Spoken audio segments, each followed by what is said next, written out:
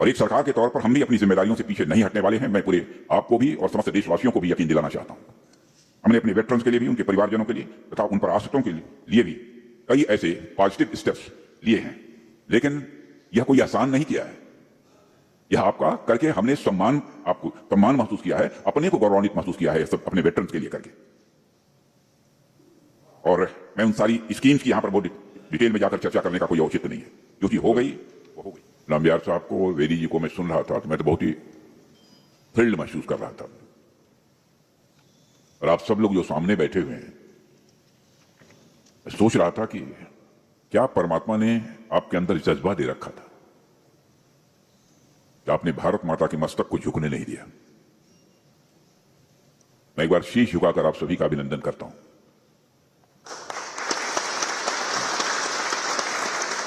मैं ये भी बैठे बैठे सोच रहा था कि वह कौन सी भावना है, कौन सा सेंस है जो कि अपना सर्वस्व न्यौछावर कर देने की आपको प्रेरणा देता है, आपको इंस्पिरेशन देता है। मैं बैठे बैठे इसी नतीजे पर पहुंचा, एक सेंस ऑफ प्राइड, तो अभिमान की भावना। और मैं समझता हूं कि इंसान की सबसे प्रबल, सबसे बड़ी और सबसे मजबूत यदि भावना कोई होती है तो स्वाभिमान की भावना होती है, सेंस ऑफ प्राइड। और ये सेंस ऑफ प्राइड व्यक्तिगत भी होती है। हमें यदि कोई अब शब्दों का प्रयोग कर दे, हमारा सेंस ऑफ प्राइड जाग उठता है और उससे हम दो हाथ करने के लिए तैयार हो जाते हैं। वैसे ही हमारे राष्ट्र की सीमाओं पर यदि विदेशी ताकतें आंख उठाकर देखने की जरूरत करती हैं, हमारे अंदर का नेशनल प्राइड, राष्ट्रीय स्वाभिमान का भाव ये जाग उठता है और हम अपना सब कुछ न्यौछावर कर देने के लिए तैयार हो जाते हैं। तभी तो हमारे जवान, हमारे अधिकारी उसी राष्ट्रीय स्वाभिमान की भावना के कारण चिंता नहीं करते कि मेरा क्या होगा, मेरे परिवार का क्या होता है, शहीद हो जाते हैं। और मेरा सौभाग्य है कि मैं इस कार्यक्रम में मौजूद हूं।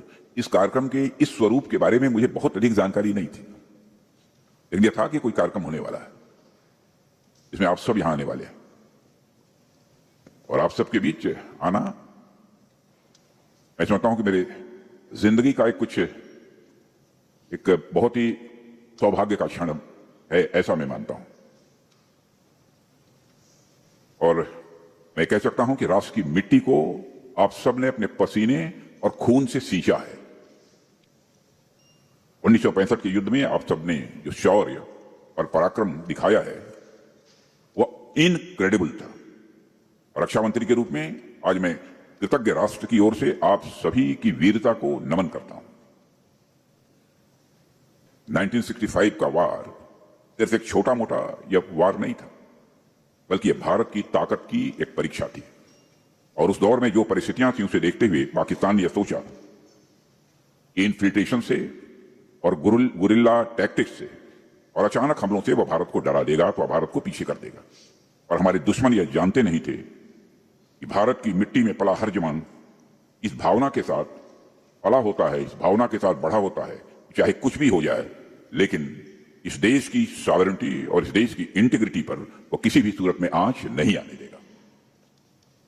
और आप में से कई साथी उस दौर में बैटलफील्ड में मौजूद थे और आपने तो फेस टू फेस कॉम्बैट भी देखा है और आपने अपनी आंखों से युद्ध का असली चेहरा देखा है। आपसे बेहतर और कौन जान सकता है। 1965 के युद्ध पर वैसे तो बहुत सारी पुस्तकें लिखी गई हैं, लेकिन बहुत पुस्तकें सब कुछ नहीं बताती हैं। आज जब नाम्बियार साहब बोल रहे थे, बेदी साहब बोल रहे थे, तो मैं यही सोच रहा था, बहुत सारी ऐसी चीजें हैं जो कि पुस्तकों में जो दर्ज होनी चाहिए थी वह दर्ज नहीं हो पाई हैं। बैटल फील्ड की बिताई गई रातें, तोपों की आवाज, गोलियों की गड़गड़ाहट और अपने साथियों को खो देने जैसी भावनाओं को वही समझ सकता है जिसने इसे जिया हो, आप जैसे लोग। और मैं जब भी कभी भी आप में से किसी से भी मैं मिलता हूं, बातचीत करता हूं, तो मुझे आपकी आंखों में वह सारी भावनाएं और वह गर्व एक साथ दिखाई देता है। तो मुझे यकीन है आज यहां बैठा हर वेटरन उन नामों को, उन चेहरों को जरूर याद कर रहा होगा जिसे आपने खोया है। लेकिन उन यादों के साथ ही दिल में एक आवाज भी गूंजती होगी कि उनकी शहादत व्यर्थ नहीं जाएगी, भले ही आज आपकी उम्र क्यों न बड़ी हो गई हो, लेकिन फिर भी यह जज्बा आपके अंदर होगा, मैं जानता हूं।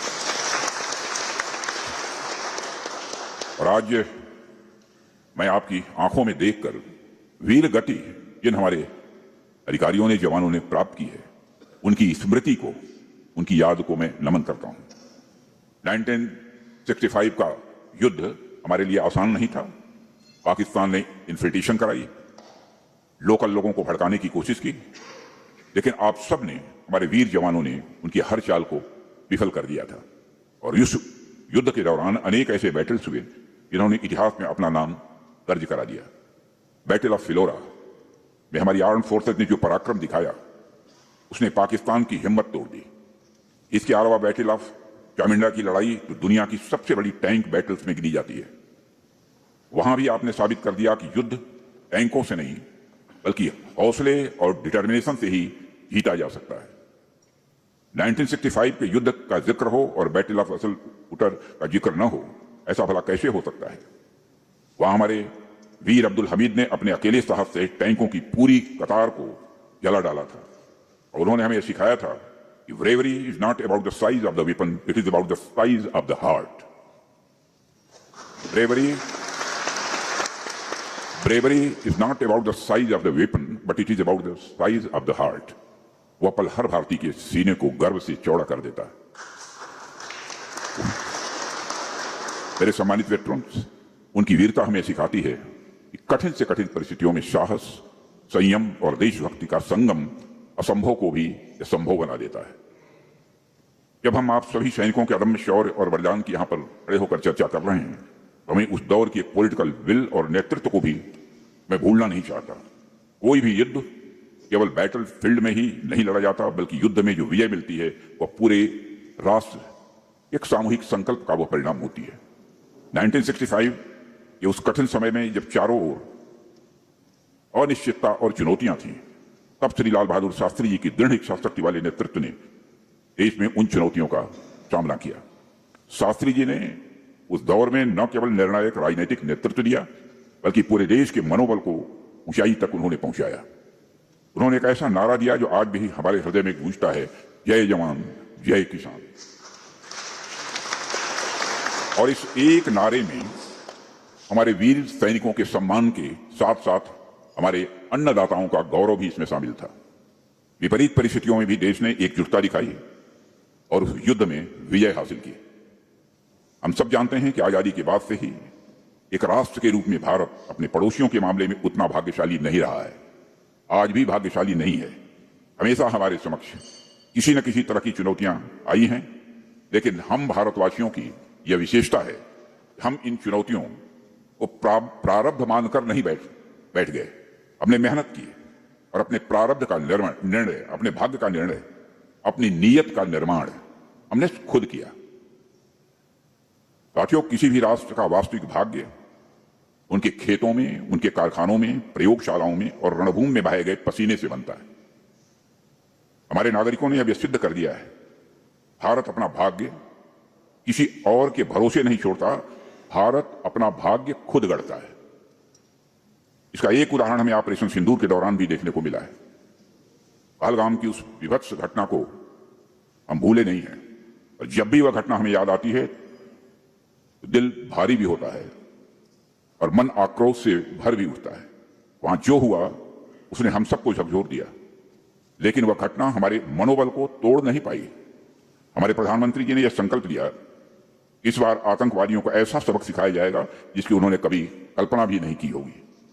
और ऑपरेशन सिंदूर में हमने ये लॉन्च किया और दुश्मनों को दिखा दिया कि हमारा प्रतिकार कितना मजबूत होता है, कितना ताकतवर होता है। और हमारी पूरी टीम ने जिस कोऑर्डिनेशन और करेज से काम लिया, उसे साबित कर दिया कि जीत अब हमारे लिए कोई एक्सेप्शन नहीं रही है। जीत हमारी आदत बन चुकी है और यह आदत हमेशा बरकरार हमको रखनी होगी। साथियों, आज जब मैं अपने वेटरन्स के बीच हूं तो मैं एक कमिटमेंट भी आपके समक्ष दोहराना चाहता हूं। वह कमिटमेंट यह है कि चाहे हमारे सर्विंग सोल्जर्स हों, वेटरन्स हों या हमारे शहीदों के परिवारजन हों, हमारी सरकार के लिए हर किसी की डिग्निटी और वेलफेयर यह हमारी टॉप प्रायोरिटी है। फोर्सेस का मॉडर्नाइजेशन हो, बेटर ट्रेनिंग हो, इक्विपमेंट का अपग्रेडेशन हो, यह सब हम इसलिए कर रहे हैं कि हमारा जवान कभी रिसोर्सेस की कमी महसूस न करे। हमारी कोशिश यही है। कितनी कामयाबी मिल पाएगी? कोशिश करेंगे कि हमको कामयाबी मिले जो चाहते हैं वो करने में। और एक सरकार के तौर पर हम भी अपनी जिम्मेदारियों से पीछे नहीं हटने वाले हैं। मैं पूरे आपको भी और समस्त देशवासियों को भी यकीन दिलाना चाहता हूं। हमने अपने वेटरन्स के लिए भी, उनके परिवारजनों के लिए तथा उन पर आश्रितों के लिए भी कई ऐसे पॉजिटिव स्टेप्स लिए हैं, लेकिन यह कोई आसान नहीं किया है। यह आपका करके हमने आपको सम्मान महसूस किया है, अपने को गौरवान्वित महसूस किया है, सब अपने वेटरन्स के लिए करके। और मैं उन सारी स्कीम्स की यहां पर बहुत डिटेल में जाकर चर्चा करने का कोई औचित्य नहीं है। जो चीज हो गई वो हो गई है। और आज के अवसर पर मैं पुनः आप सबके प्रति हृदय से सम्मान व्यक्त करते हुए परमात्मा से यही प्रार्थना करता हूं कि हमें इतनी शक्ति दे, इतना सामर्थ्य दे कि हम आप सबके लिए, अपने बलिदानियों के लिए कुछ न कुछ जब भी आवश्यकता हो करते रहें, और करते रहने का यह जज्बा मेरे अंदर सदैव बना रहे। मैं आप सभी की वीरता को नमन करते हुए देशवासियों को एक बार फिर से 1965 के युद्ध की विजय स्मृति की बधाई देते हुए अपना निवेदन यहीं समाप्त करता हूं। आप सबको बहुत